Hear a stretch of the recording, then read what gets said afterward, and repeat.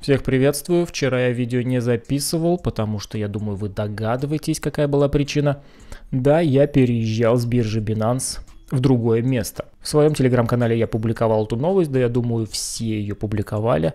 Это заявление биржи Binance о том, что они изменяют правила в предоставлениях услуг для пользователей из России. В соответствии с 5-м санкционным пакетом Евросоюза против России, Binance также обязана ввести ограничения предоставления услуг для граждан России, физических лиц, проживающих в России, или юридических лиц, зарегистрированных в России. Речь идет об аккаунтах, у которых баланс криптовалютных активов превышает 10 тысяч евро. И неважно, евро ли у вас, доллары, рубли, либо биткоины, если эквивалент равен 10 тысячам евро и превышает его, ваш аккаунт будет заблокирован и будет доступен только вывод. Никакой торговли, никаких пополнений, переводов, только вывод. Но, например, для граждан России, которые находятся за рубежом, проживают за рубежом, они просят завершить проверку подтверждения адреса. То есть, если ты гражданин России, но живешь за пределами России, подтверди свой адрес, и тогда тебя эти ограничения, возможно, не коснутся. Важно отметить, что ограничения будут касаться и фьючерсной торговли. То есть, если, например, у тебя будет всего лишь 1000 баксов на счету,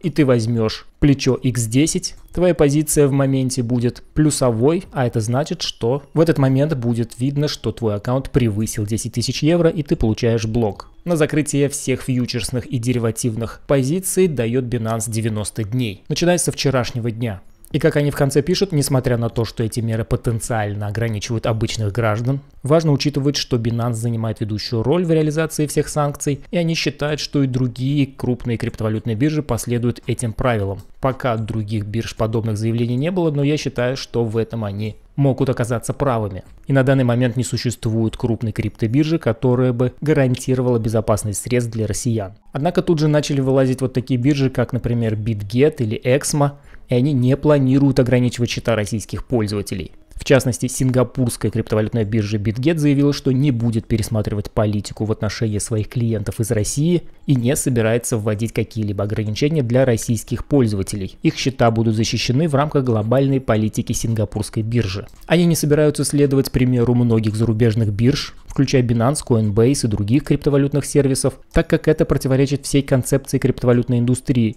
Между прочим, про концепцию криптовалютной индустрии до этого заявлял и Binance. Но Европа ввела санкции, и концепция куда-то пошла далеко и надолго. Обещают P2P обменник и все такое, но важно знать, например, вот такую штуку. Просто открываем Google, вводим Сингапур санкции, такой запрос, и видим, что заголовки говорят сами за себя. Сингапур очень просто вводит санкции против России, и нет гарантии, что не будет вводить санкции против криптовалютной сферы. Сегодня их нет, а через недельку могут появиться. Что же касается биржи Exmo, например, они пошли немного другим путем и выделили пользователей с территории России, Беларуси и Казахстана, так сказать, в отдельное подразделение. Это подразделение будет подчиняться казахстанской компании Exmo RBK TO. Ну что ж, вводим Казахстан санкции в Google, такой запрос на этот раз, и видим заголовки о том, что Казахстан пообещал не помогать России обходить санкции. Поэтому Казахстану тоже нет особого доверия.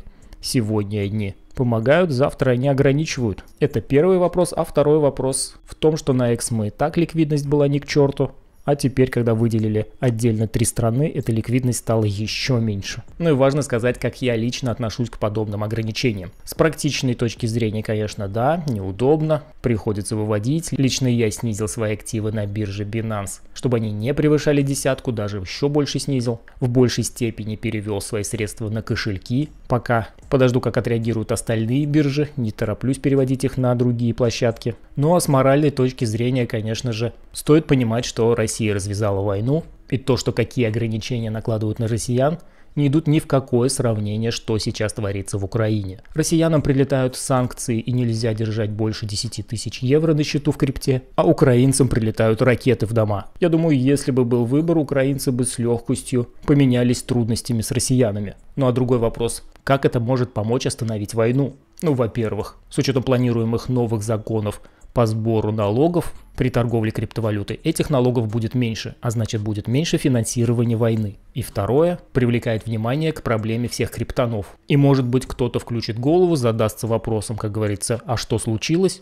попытается разобраться и поймет, что творится в мире. Если же посмотреть на резерв криптовалют на этом фоне, куда он движется, он продолжает снижаться. Получается, что и я вчера поучаствовал в этом снижении, вывел с криптобиржи Binance свою крипту в большей части. Ну и до этого тенденция была аналогичная. Сегодня мы обновили очередной лой. Ну а что касается санкций, США добавили российскую майнинговую компанию BitRiver в санкционный список. 20 апреля Управление по контролю за иностранными активами Министерства финансов США добавило российскую майнинговую компанию BitRiver, а также 10 ее дочерних компаний в санкционный список. Это первый подобный случай. И скорее всего в следующих пакетах санкций будут фигурировать и другие майнинговые криптовалютные фирмы из России и Беларуси. Как заявили в ведомстве, управляя обширными серверными фермами, мощности которых продаются на международном уровне для добычи криптовалют, эти компании помогают России монетизировать свои природные ресурсы. Соединенные Штаты уверены, что ни один актив, каким бы сложным он ни был, не должен стать для путинского режима механизмом компенсации воздействий санкций. Ну и вот еще один эффект от санкций.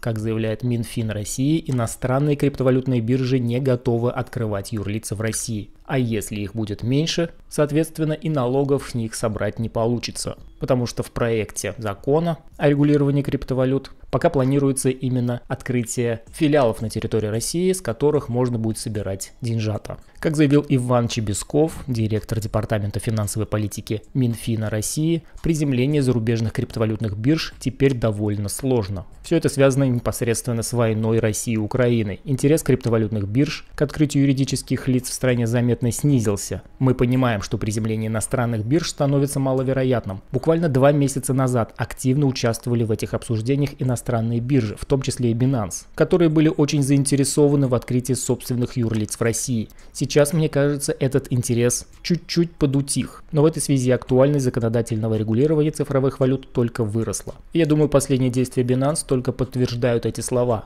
Если бы они планировали плотно работать с Россией, открывать здесь юрлица, они бы скорее пошли по схеме Эксмо. Например, открыли бы здесь подразделение под названием Binance Rus, как они это сделали, например, с Америкой. Есть же Binance US. Но они этого делать не стали, а просто ввели ограничения. А что же касается майнинга, Набиуллина высказалась по этому поводу и заявила, что обсуждает с правительством этот вопрос. Она отметила, что по майнингу необходимо принять системное решение. Если его утвердят, никакие лимиты, песочницы будут не нужны, если майнинг происходит, но криптовалюты уходят на зарубежные биржи, это одно дело. Но другое, если намайненное начинает использоваться как средство платежа внутри России. По сути, это будет денежный суррогат, и поэтому эти озабоченности мы высказываем для того, чтобы не подорвать денежное обращение. Это единственное, что заботит Эльвиру Набиуллину, как бы в стране не появилась альтернатива рублю. Ее даже не особо заботят налоги. Этим будет заниматься Минфин и налоговая. И ее заботит, чтобы рубль был единственным платежным средством в России. А если будут майнить, значит будет еще одно платежное средство. Пока майнинг не узаконен, это как бы незаконно. Но опять-таки понимаем, что все продолжают майнить. И если уж продолжать о майнинге, то хешрейт на новостях о Binance, о новостях, которые озвучили только что, немного упал, казалось бы, может тенденция поменяться, но тут же вернулся и обновил свои хаи. Сложность майнинга достаточно стабильно идет в целом в рост. Но кошмаринг криптовалют происходит не только в России, не только из-за санкций, поэтому не стоит радоваться, что, например, гнобят как-то российских пользователей. Доберутся до всех. И вот, например, криптобиржи просят Европарламент отменить контроль за клиентами. Они хотят, чтобы был пересмотрен закон, который требует от них сбора и обмен подробной информацией о транзакциях. Подобное решение было принято в прошлом месяце. В Европарламенте проголосовали за меру, которая потребовала от криптобирж сбор и предоставление данных о клиентах, использовавших собственные цифровые кошельки. Пока криптофирмы уклоняются от выполнения этого правила, но так не может продолжаться вечно. И вот 46 руководителей организаций от европейской криптоиндустрии направили письмо 27 министрам финансов Европейского Союза. В нем они просят, чтобы регулирующие органы не принимали никаких правил,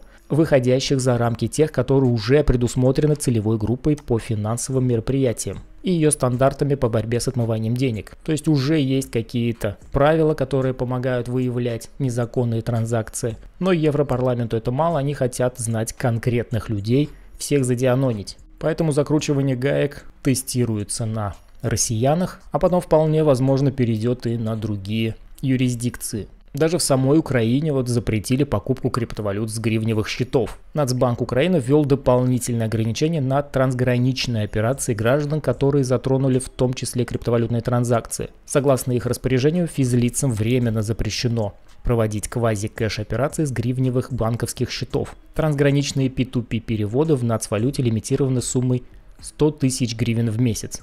100 тысяч гривен в месяц – это чуть более $3000. И к таким операциям относится покупка криптовалют, пополнение брокерских или форекс счетов, пополнение электронных кошельков, покупка подарочных сертификатов, переводы в пользу букмекерских компаний, оплата дорожных чеков и другое. Нас, конечно же, интересует это именно крипта. Она тоже попадает под запрет. Так они хотят предотвратить отток капитала из страны в условиях военного положения. Ну и под это дело давайте посмотрим, сколько же у нас находится сейчас холдеров. Тех, кто держит крипту, в частности биткоин, больше года. На данный момент эта цифра 64,6%. Это рекорд за всю историю. И если посмотреть на историю, зависимость здесь достаточно прямая. Чем больше холдеров, тем ближе находится дно и разворот перед сильным ростом. Чем меньше холдеров будет, тем ближе пик цены. На данный момент как раз таки на пике цены мы имели примерно 54% холдеров. И с тех пор, с ноября 2021 года, когда этот пик был зафиксирован, холдеров становилось все больше и больше. Сейчас это рекордное количество, как уже было сказано. Но цена не торопится падать. И говорит это о том, что, возможно, дно находится